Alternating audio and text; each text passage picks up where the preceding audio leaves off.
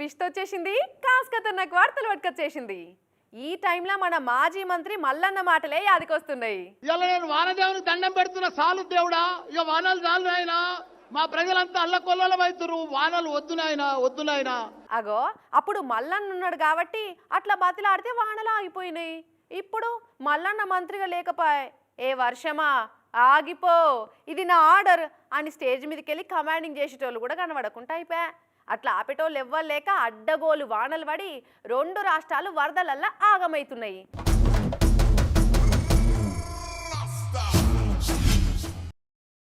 జోరు చలికాలంలో కూడా విజయవాడలో ఉండేవాళ్ళన్న దోస్తులకు ఫోన్ చేసి అడుగుర్రి ఎట్లుందాడ వెదరని. అమ్మో వేడి తట్టుకోలేమే బాబో, ఉక్కపోతకు ఉక్కిరి బిక్కిరి అవుతుందని తెలుసా అని అంటారు. నా వానకాలం లేదు, నా చలికాలం లేదు. ఏ సీజన్లో పోయినా మాడవల్గే ఎండలు కొడుతుంటాయి. అగో అసోంటి విజయవాడని ఇలా వరద ఎట్లా అంగడి చేసిందో చూసిరా పోర్రి. విజయవాడలో చూడురి, వాడకు వరదే ఉన్నది పో. విజయవాడలు కళలో కూడా ఊహించుండరు ఇసోంటి వరదను చూస్తామని. పీకల్లోతు వరదలు ఇట్లా ప్రాణాలు పిడికిట్లా పెట్టుకొని కట్టుబట్టలతోటి పిల్లా జల్లాను పట్టుకొని ఇంట్లోకెళ్ళి బయటకు వచ్చి కాపాడురయ్యా అని వేడుకునే పరిస్థితి వచ్చింది పాపం కొంతమందికి.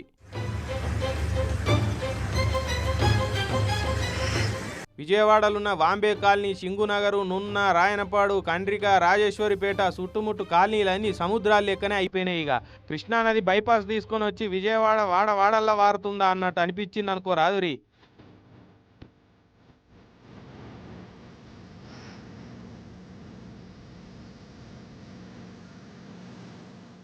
బిల్డింగు మీదకెక్కి బిక్కు అనుకుంటా కాపాడురు అని వేడుకునేటోళ్ళు కొందరైతే, ఇంకొందరేమో ఇట్లా కుతికెలోతు నీళ్ళల్లా కూలవాడుకుంటా లేసుకుంటా అయినోళ్ళ కోసం పోతున్నారు. ఇక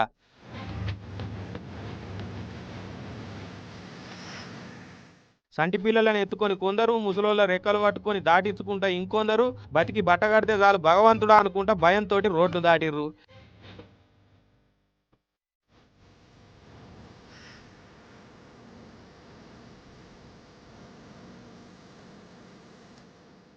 ఇక ఇళ్లకు నీళ్ళు వచ్చి కంటి మీద కునుకు లేకుండా తినకూడు పేన పట్టకుండా అయింది కొందరికి. పిల్లా జల్లతోటి పియాం అనుకుంటా బూరు వాడుకుంటా క్షణం ఒక యుగం లెక్క గడిపిరు అనుకో రాదురి ఇళ్లకు వరద వచ్చిన వాళ్ళు.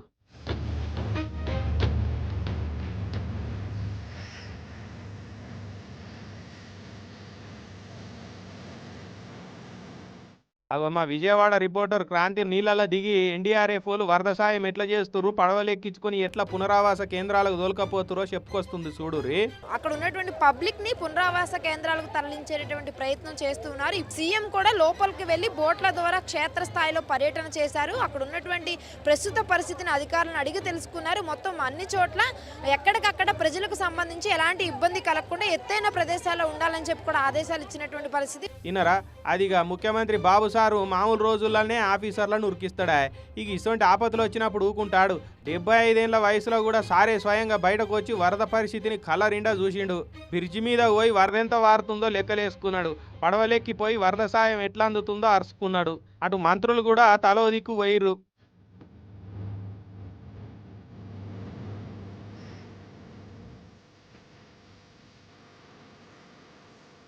ఇక సారుండి కేంద్రం నుంచి హెలికాప్టర్లను మాట్లాడినా ఎన్డీఆర్ఎఫ్ వాళ్ళని కూడా ఎక్కువ మందిని పంపిస్తామని సెంటర్ వాళ్ళు చెప్పిరు. ఎవ్వరికి ఏం అపాయం లేకుండా కాపాడుకోవాలని ఆఫీసర్లకు ఆర్డర్ చేసినా ఎవ్వలేం బొగులు పడకూరి అంతా మంచిగానే అవుతుందని చెప్పుకొచ్చిండు. మొన్ననే సీఎం సార్ అమరావతిలో కంపగింప కొట్టు అని ఆర్డర్ వేసే ఇవాళేమో గిట్లా వరద వచ్చి పాడే పాపం.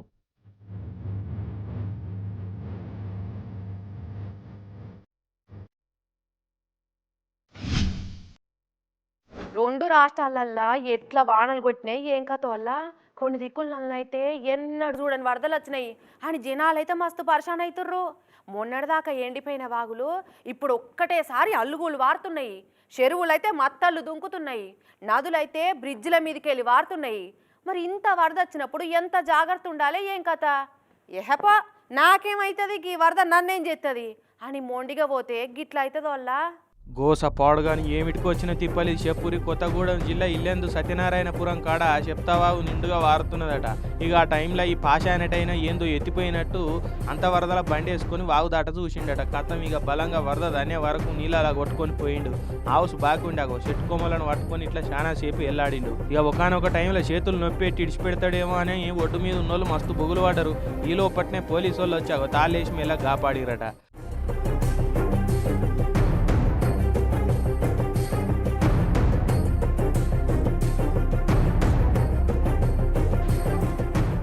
వరదను తక్కువ అంచనా వేస్తే ఇగో ఇట్లుంటది. ఈయన కథ ఇట్లున్నదా ఈ ముచ్చట చూడురి.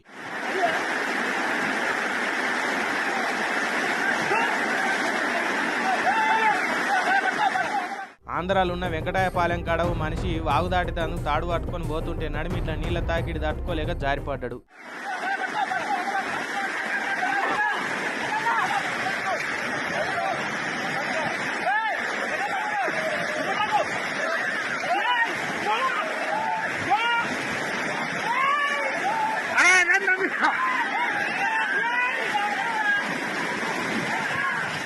ఎంబడే ఆడు ఉన్నోళ్ళు ఉరికిపోయి నీళ్ళలో మునిగిన ఆ మనిషిని ఒడ్డుకు గుంజుకొచ్చిరు.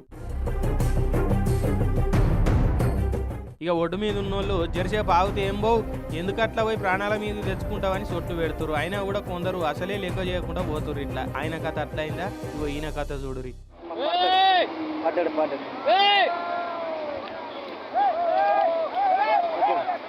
కొత్తగూడెం జిల్లా బురుగంపాడు మండలం ఉర్లపాడు కాడు ఉండే ఒక ఆయన బండి వేసుకొని మొండిగా వరదల పోయిండు. కాతం ఇక బండితో సహా నీళ్ళలా కొట్టుకపోయిండు. ఇట్లా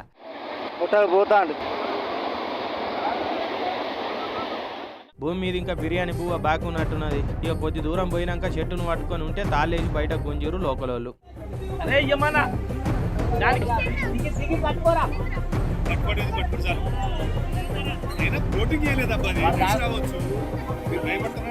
అంత వరద వారుతున్న చూసి కూడా గుడ్డిగా అట్లా పోతున్న వాళ్ళను ఏమనడో మీరే చెప్పురిగా.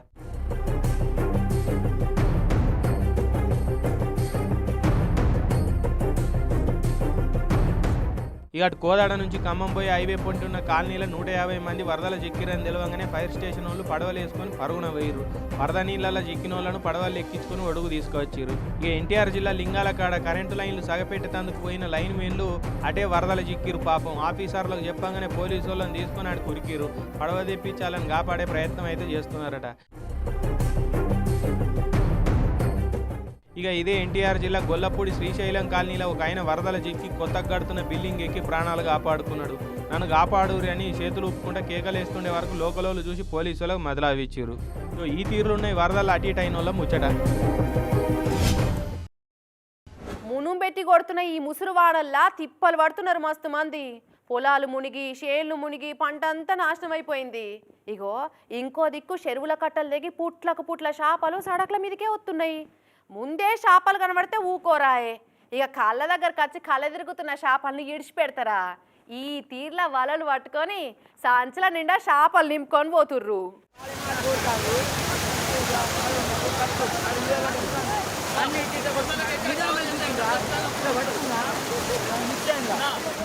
అగజుడూరి ఊరంతా ఈయనే ఉన్నట్టున్నది కదా. ముసుగుదాని వన్నోళ్ళని కూడా అరే చేపల షికారి పోదాం పరా అని పట్టుకొచ్చినట్టున్నారు. పో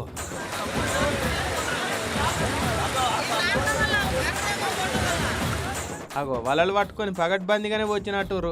ఏవి ఏపాటి దొరికినాయి అన్నలు చూపెట్టురు ఒకసారి.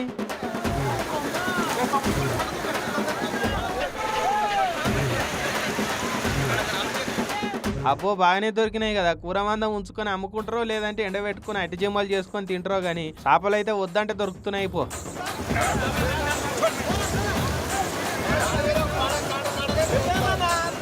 మెల్లగా ఆయనతో నవ్వులు పోయి నువ్వులు కాగల. వరద బాగా వారుతున్నది, చేపలు పడదామని పోయి మిమ్మల్ని 4 మోసుకపోయేటట్టు అయితే చేసుకోకూరి. 100 రూపాయలు పెడితే కిలో చేపలు వస్తాయి కానీ 100 కోట్లు పెట్టినా 100 లాయిస్ రాదు. ఒడుకుండే ఒడుపుగా పట్టుకోరు కానీ లోతుకు పోయి గీతలు అయితే తుడిపేసుకోకూరే అన్నలు.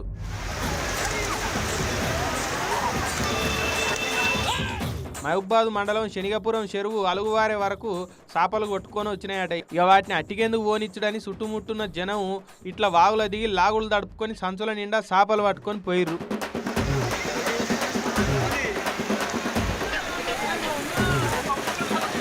అక్కడి కథ అట్లుంటే మహబూబ్ నగర్ జిల్లా జడ్చర్ల చూడురి. ఇండ్లల్లో వాకిట్లకే పెద్ద పెద్ద చేపలు వచ్చే వరకు బుడ్డపూరగాల కాడ నుంచి పండు ముసలోళ్ళ దాకా బకెట్లు పట్టుకొచ్చి వాకిట్లనే చేపలు పట్టిర్రు. ఇట్లా ఓ పిల్లగా మెల్లగా చేప జారిందంటే పట్టిన దండగా అవుతుంది. గట్టిగా పట్టు.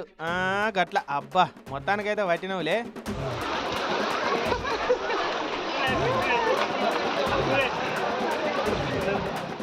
ఈడ చూడురి ఒక్కొక్కరు ఎట్లా సంచుల నిండా పట్టుకొని పోతురు. ఏవే అన్న ఎప్పటి దొరికినాయి? అబ్బో బడతలు గట్టిగానే పడైపోయిగా. ఎవరు తగ్గుతలేరు కదా, దొరికిన వాళ్ళు దొరికినంత అన్నట్టు ఇదే మోక అనుకొని ఇక చేపలు పట్టేందుకు ఎగవాడరు పో అంతా.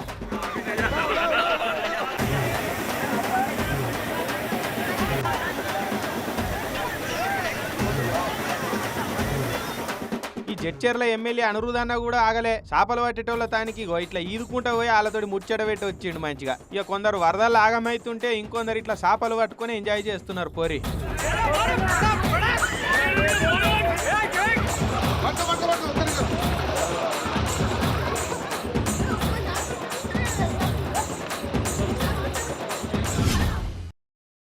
మొగుల మీద మోటార్లు చాలు చేసినట్టు పోస్తున్నాయి. వాగులు వంకలైతే నిండుగా వారుతున్నాయి. సడకులైతే సముద్రాలైనాయి. రోజు పోయే తొవ్వే కదా అని పోయిన వాళ్ళు వరదలు చిక్కి మస్తు తాగమైనరు. ఇక ఎంలాడకెళ్ళి మైబాద్కు పోతున్న ఆర్టీసీ బస్సులు ఉన్న వాళ్ళకి కూడా గట్లాంటి కథే అయిందట. చూసిరా పోరు ఏమైందో. మధ్యలో ఉన్న వాగులో మధ్యలో చిక్కున్నాం సార్ మేము. అట్లాగే ఉన్నాం, చిన్నపిల్లలు పెద్దవారు ఉన్నారు, అందరు ఉన్నారు. నైట్ నుంచి వాటర్ కూడా లేదు సార్ కనీసం మాకు తాగనీకి. నరకం అంటే ఏందో 10 గంటలు వరదల చిక్కేలా పోసిరు ఈ బస్సుల ప్యాసింజర్లు. మొన్న ఎములాడ నుంచి మహబూబాద్కు మందిని ఎక్కించుకొని బయలుదేరిందట ఆర్టీసీ బస్సు. వరంగల్ జిల్లా వెంకటపురం తోపనపల్లి కాడికి వచ్చినాక వాగు వంగి వరద రోడ్డు మీదకి వెళ్ళి పోతున్నది చూసి డ్రైవర్ అన్న ముందుగాలే బ్రేక్ కొట్టి బస్సు ఆపిండు. వరద తగ్గినాక పోదామని చూస్తే తగ్గుడు కాదు కదా, ఇంకింత పెరుగుతూనే ఉన్నదట.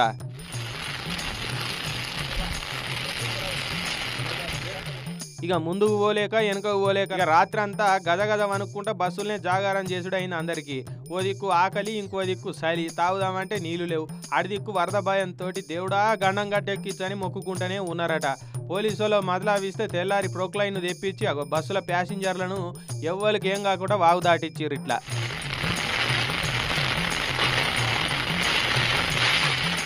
ఇక యువతలకెళ్ళి మళ్ళీ బస్సు పెడితే అందరు అది ఎక్కిపోయిరట.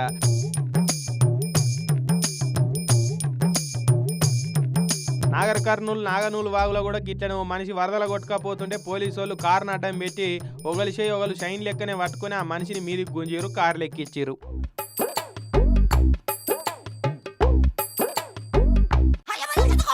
మరి ఆ వరదల పండ్లతోటి పోకుంటే ఏమవుతుందో కొద్దిగానే ఒప్పుకుండదు మనసులకు కూడా. ఏం కాదని మోతెవర్ర లెక్కనే పోతారు గంత వరదల. ఇట్లా ప్రమాదాలను కొందెచ్చుకుంటారు. అర్ధగంట ఆగేతందుకు ఓపిక లేక ప్రాణాలు పోయేటట్టు చేసుకుంటారు అని అంటున్నారు. మొండిగా బండ్లతోటి వరదల పోయేటోళ్ళని చూసిన పోలీసు వాళ్ళు. నయం హౌస్ గట్టిగా ఉన్నది కాబట్టి పోలీసు వాళ్ళు పోయి కాపాడిరు. లేదంటే ఈ పాటికి ఇంటి వాళ్ళకి ఎంత శోకం ఉంటుండే.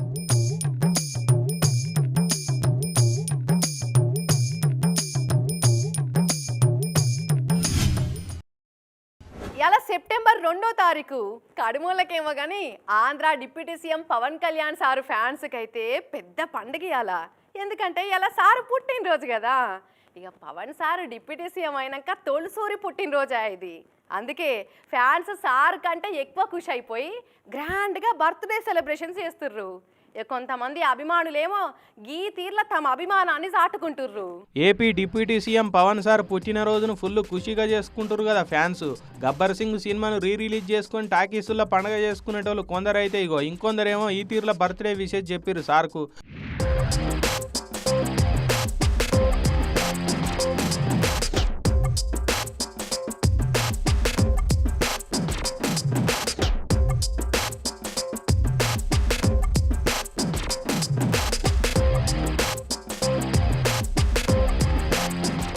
చిత్తూరు జిల్లా కుప్పం కాడ ఓ ప్రైవేట్ బల్లి చదువుకుంటున్న పిల్లగాళ్ళతోటి పురుషోత్తం అనే ఒక కళాకారుడు ఇట్లా పవన్ సార్ ఆకారం వచ్చేటట్టు పిల్లగాళ్ళను కూసోబెట్టి మంచిగా బొమ్మ వేసిండు. డ్రోన్ తోటి వీడియో తీస్తే అచ్చం పవన్ సార్ ఫోటో ఉన్నట్టే అనిపించింది కదా ఆకారం. మొత్తం 800 మంది పిల్లగాళ్ళను కూసోబెట్టిరట. ముందుగాలు నేల మీద పవన్ సార్ ఫేస్ కట్ వచ్చేటట్టు గీతలు గీసి వాటి మీద పిల్లగాళ్ళను కూసోబెట్టిరు. ఇక మీదికెళ్ళి చూస్తే పవన్ సార్ ఆకారంలో మస్తు కనిపించింది బొమ్మ. సార్ పుట్టినరోజు కదా అని ఏదో తీరులో వెరైటీగా శుభాకాంక్షలు చెప్పాలని ఇట్లా ప్లాన్ చేసినాం అంటున్నాడు బొమ్మ వేసిన పురుషోత్తం అన్న. కాకుంటే బడి పిల్లలతోటి ఇట్లా లీడర్లకు బర్త్డే విశేషాలు చెప్పించడం మంచిగా లేదని ప్రతిపక్షం వాళ్ళు ముక్కిరుస్తున్నారట ఈ వీడియో చూసి.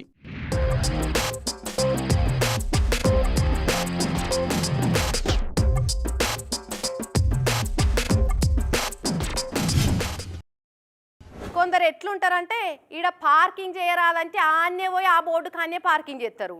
ఇచ్చట ఉమ్మేయరాదని రాసుంటే కాన్ రిచ్చి పాన్ పరాకులు ఆన్నే ఉమ్మేస్తారు. ఈడ చెత్త వేయరాదని పెద్ద బోర్డు పెడితే ఆన్నేదైతే చెత్త పోస్తుంటారు. మళ్ళీ ఉల్టా వాళ్ళే సర్కారు వాళ్ళు చెత్త తీస్తలేరని బదనాం కూడా చేస్తారు. సర్కారు వాళ్ళే కాదు మనం కూడా ఎట్లున్నామనేది చూసుకోవాలి కదా. అందుకే ఆ సొంటోళ్ళకు జర బుద్ధి వచ్చేటట్టు ఈ కార్పొరేటర్ అన్న ఏమో చేసిండట. చూసేద్దాం పార్ ఏం చేసిండో.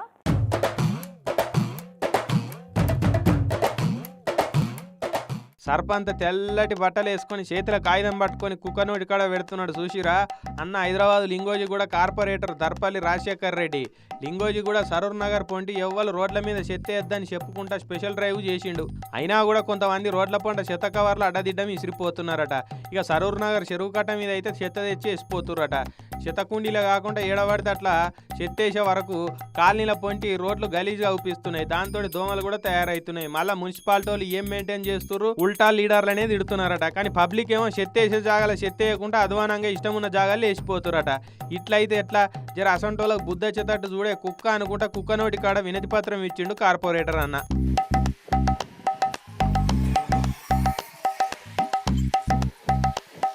చెత్తను రోడ్ సైడ్ వాడేయద్దు ప్లీజ్ అని ఇంగ్లీష్లో రాసిన కాగితాన్ని కుక్క నోటి కాడ పెట్టిండు అన్న. మరి అన్న ఏ ఉద్దేశంతో కుక్కకు ప్లకార్డ్ ఇచ్చిండో మనకైతే తెలియదు. పాపం కుక్క నోటి కాడ ఏదైనా బొక్క పెడితే సంతోషం కానీ ఈ కాగితం ముక్క పెడితే నేనేం చేసుకోవాలి? అసలే ఆదివారం నోటికాడ ఏదైనా ముక్క పెట్టి కుక్కకి ఏదైనా వినతి పత్రం ఇస్తే అందం కానీ కాగితం పెడితే నాకేం పాయిదా అని ఫీల్ అయినట్టున్నది పాపం. కొంతమందికి అయితే ఏకిన మొగుల మీదకి వెళ్ళి ఊడిపడ్డాం అనుకుంటారో ఏందో కానీ మస్తు ఫకర్ చూపిస్తారు. తప్ప వాళ్ళదైనా కూడా వాళ్ళ కొలువులు చూసుకొని రువాబు చేస్తుంటారు. విశాఖపట్నం గాజువాక కాడ గసోటి ముచ్చట్నే ఓటైంది. చూసేద్దాం పారు ఏమైందో. రూపాయి రూపాయి చెప్పులు చేపాయి అంటే ఇదేనేమో. ఇంటి సరుకులు డెలివరీ చేసే డెలివరీ బాయ్ బండికి గుద్దిందే కాకుండా కింద పడ్డైనని లేపకుండా కారు దిగొచ్చాగో జరుగురా మాకు లేట్ అవుతుందని సామాన్లు ఇసిరి పడేసిండు. ఈయన బలుపు బండకేసి కోట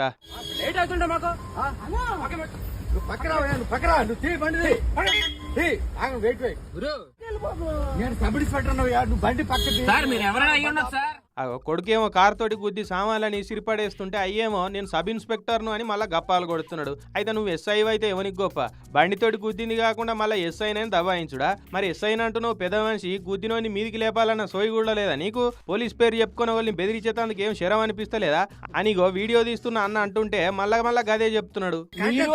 అతను గుద్ది మనిషి పడిపడలేదో కూడా చూడలేదు మీరు. అతనికి సారీ అని చెప్పాలి మీరు. అతనికి సారీ అని మీరు చెప్పాలి. అరే గంత వానాల నానుకుంటా ఎవరు ఆర్డర్ ఇస్తే వాళ్ళ ఇంటికి పోయి సరుకులు ఇచ్చి వచ్చే డెలివరీ బాయ్ అంటే గింత కూడా కనికరం లేకుండా సామాన్లు ఇసిరేసిన బలుపు చూస్తుంటే బండకేసి కొట్టాలని సోషల్ మీడియాలో నెటిజన్లు కూడా మస్తు గరం అవుతున్నారు. విశాఖపట్నంలో ఉన్న గాజువాకలైంది అటు కథ. ఈ అయ్యగొడుకులు కార్ తోటి డెలివరీ బాయ్ ని గుద్దిందే కాకుండా ఎస్ఐనని బెదిరించుడు చూస్తుంటే పోలీస్ స్టేషన్ కి వచ్చిన వాళ్ళను ఇంకే తీరులో బెదిరించేటోడా అని సొట్లు పెడుతున్నారు సోషల్ మీడియాలుగా ఈ వీడియో చూసిన వాళ్ళు.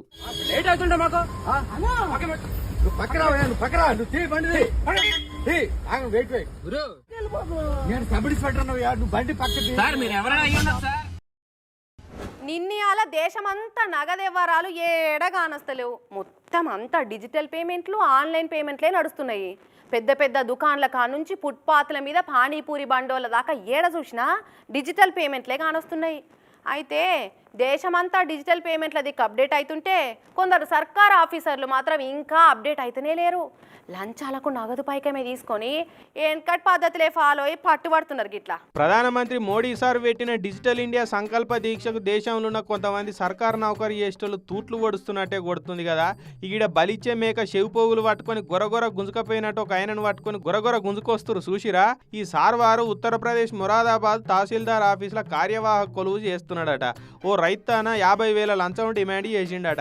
ఆయనేమో యూపీ విజిలెన్స్ వాళ్ళ కంప్లైంట్ ఇస్తే వాళ్ళు స్కెచ్ చేసి 50,000 నగదు తీసుకుంటుంటే బుడుక్కున పోయి లటుక్కున షాప పిల్లని దొరకబట్టినట్టే పట్టిర్రు విజిలెన్స్ వాళ్ళు. నడు ఎంతమంది తన పందికొక్కు లెక్క లంచాలు బొక్కి ఇంత పొట్ట వేయించినవరా పాపిస్తోడా అని తిట్టుకుంటా అనగబట్టి గుంజుకపోయి జీబులు ఎక్కిచ్చిరిగా. మరి తహసీల్దార్ ఆఫీసులో కొలువు చేసేటోడు ఒక్కడే 50,000 లంచం తీసుకుంటుండంటే ఖచ్చితంగా అందులో తహసీల్దార్ పాత్ర లేకుండానైతే ఉండదు. తిలాపాపం తలా పిడికడ అన్నట్టు ఆయన కథ ఏందో కూడా అరుచుకోవాలని అంటున్నారు బాధితులు.